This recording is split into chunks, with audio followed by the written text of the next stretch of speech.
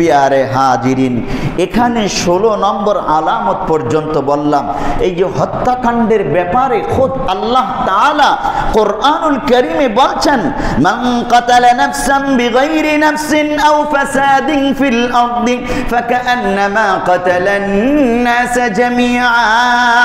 যেই ব্যক্তি অন্যায়ভাবে কোনো ব্যক্তিকে হত্যা করে, অন্যায়ভাবে বলতে আল্লাহ তাআলা বলছেন বিগাইরি নাফসিন আও ফাসাদিন ফিল আরদ, দুটো কথা বলেছেন। একটি হলো যে অন্য মানুষকে সে খুন করেছে, সুতরাং খুনের বদলা তার কিসাস নিতে হবে।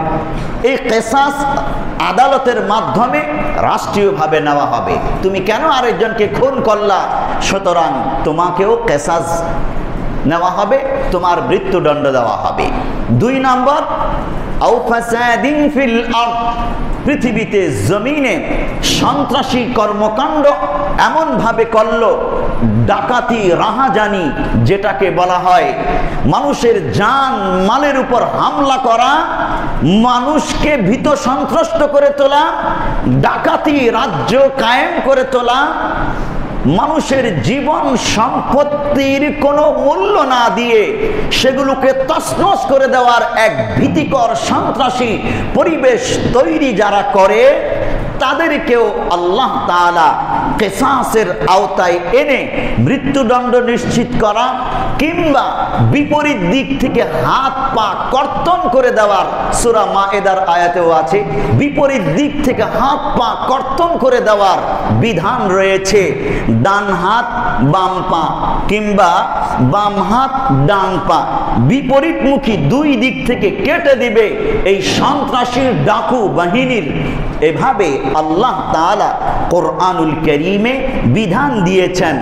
এই রকম যদি ডাকু সন্ত্রাসী বাহিনী না হয় আর অন্যকে খুন করেছে এমন না হয়, সাধারণ জনগণ হয়, তাহলে এই রকম সাধারণ কোন জনতাকে যদি কেউ হত্যা করে, আল্লাহ তাআলা বলছেন ফাকান্নামা কাতালান নাস জামিআ, সে যেন সমস্ত মানুষকেই হত্যা করলো।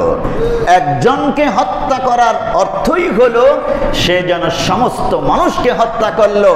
আমার একজন সন্তানকে যদি হত্যা করা হয়, সমগ্র বাংলাদেশের মা বাবার কলিজার মধ্যে লাগে, আগুন ধরে, কষ্ট পায়, সকলকে যেন হত্যা করলো। আল্লাহ তাআলা বলছেন এই কথা, ওয়ামান আহইয়াহা ফাকান্নামা আহইয়ান নাস জামিআ। আর যদি কোনো ব্যক্তি এই রকম মজলুমকে, যে ডাকু সন্ত্রাসী বাহিনীর কবলের মধ্যে, ঘেরাওয়ের মধ্যে পড়ে গেছে, হত্যা করে ফেলবে, মেরে ফেলবে, ওই সময় কেউ যদি তাকে বাঁচায়, আল্লাহ তাআলা বলছেন ফাকান্নামা আহইয়ান নাস জামিআ, সে যেন সমগ্র মানুষকেই বাঁচালো।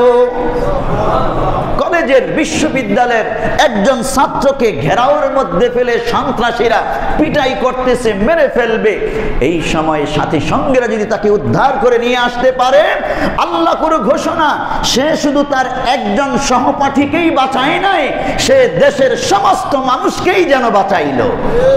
এই সওয়াব সে পাবে।